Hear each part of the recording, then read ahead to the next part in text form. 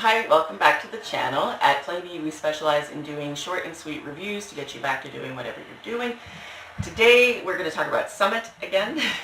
I had already posted a video about this, but the quality of it was like really poor, and I wasn't really proud to have it out in the public domain, and so I wanted to redo it. My opinions haven't changed or anything, I just wanted to put out a better quality product. The reason I was rushing to put my review in at the time was that it was very timely, because Trey Parker had been on the Dice Tower and he had put out his top 10 list and he had rated Summit as his #1 game. And in our household, we do like Summit a lot. We do not think it is top 10 material, but we do think it is a really good game, and we wanted to talk about the competitive mode specifically. A lot of the reviewers are giving the cooperative mode a lot of praise and giving the competitive mode a lot of criticism, and in our household we're very kind of confused by this because we think the opposite. We think the competitive mode is the way to play, and we think the cooperative mode is boring. So I wanted to highlight a little bit of the differences between the two modes for you, and then we'll talk more about it on the other side. Welcome to the cooperative mode of Summit. On the board here you'll see a mountain that is has roots made out of tiles on it. The brown ones are your basic easy terrain. The yellow ones are your thin air tiles that cause you to pay for oxygen, and your blue ones are your icy or difficult terrain. And so you're going to be pitching ropes up to try to get up to the summit and back down. In the cooperative mode, you can assist each other by doing things like hopping over each other, by sharing oxygen and resources. You also get to have the aid of a Sherpa. The Sherpa is indicated along this edge here, and it is matched by player color. And the Sherpa carries extra oxygen and extra food with him. Anyway, so then on your turn you can exchange goods with the Sherpa. It does make the game a little mellower that way. At the end of every person's turn, you will roll the die. If you roll a mountain on the blue die, you get to play an event card. Get to, like it's a pleasure. Most of the time it's bad. And then you resolve the event on it. The white die tells you what kind of weather you've had, and that tells you how much food and or oxygen you have to consume. On your board, you're keeping track of your food, your oxygen, all of that stuff weighs you down. You're also carrying extra items with you if you have anything cool that you think will help that isn't too heavy. As your health goes down, it affects your speed. Everything affects your speed, so you have to be playing that balance of how much do I carry, do I have enough oxygen to make it up there. In the competitive mode, you will have a middle camp that you can restock at. In the cooperative mode, you do not. And so then you have to get all the way to the top and back. But like I said, you do have your Sherpa, which can carry stuff for you and which can help you, and you do have other players who can help as well. Our family doesn't even score it up when we play. We kind of determine our victory based on whether or not we survived. There's no incentive to have people survive in this game, and so you're not intrinsically motivated to do that. There's no reward for doing it. You do get higher points if you do, but points feel anticlimactic in this game. This game feels a lot like Pandemic in the sense that you're resolving an event at the end of every turn, and Mountain itself is a merciless foe. I feel it's kind of weird to score up points. That's the cooperative mode of Summit. I will come right back and show you the competitive mode. Alright, we are back with the competitive mode of Summit on the table. So the most notable difference here is the karma track on the edge around here.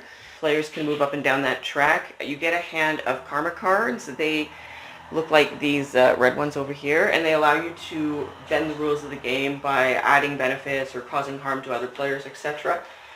Because in this game it is very competitive. It's about getting to the top and back first because you get the highest points for getting to the various markers first. There's a lot of incentive to be a little cutting, cut that person off so that they can't get ahead of you, that kind of thing. The game boards operate the same. Everything operates more or less the same. The biggest difference is that you have to ask to pass other people, and they can choose to deny you. If you deny somebody, you have to lose a karma point. If you allow somebody to pass you, you gain a karma point.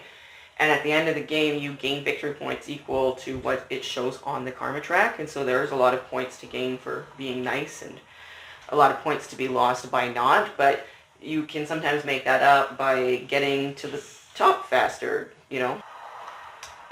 There's still the event die and all of that stuff, so everybody still rolls the weather still affects everybody. Like, everything is very, very similar to how the cooperative mode plays, the main difference is that instead of helping each other up the mountain, you are sabotaging each other. Okay, we'll come back up top here and I will give you my final thoughts. All right, now that we're back and now that we've looked a little bit at the cooperative versus the competitive mode, I can talk about it a little more in detail. So the competitive mode was way more exciting for us. We very much appreciate having a little bit more of that take that. A little bit of a spoiler to another review, I'll try to link it at the end. In the competitive mode, you are just playing solo. You get points for getting to the individual posts, sort of the middle camp, the top camp, middle camp, and then base camp again. You'll get points in descending order depending on your arrival. And so then the winner is the person who has the most points.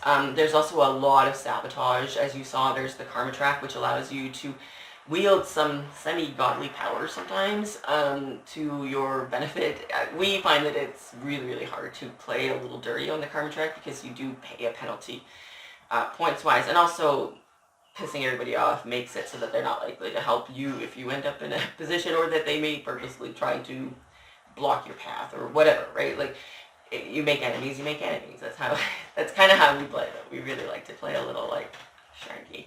And so we find the competitive mode much more interesting. In the cooperative mode, like I said, you're just, I don't know, like, I don't think that the challenge of the mountain itself is interesting enough to keep our family engaged. I think we enjoy having each other as additional enemies, as additional foes. Anyway, at the end of the day, we find the competitive mode to be a much more vibrant, much more interesting, much more exciting, much more entertaining experience.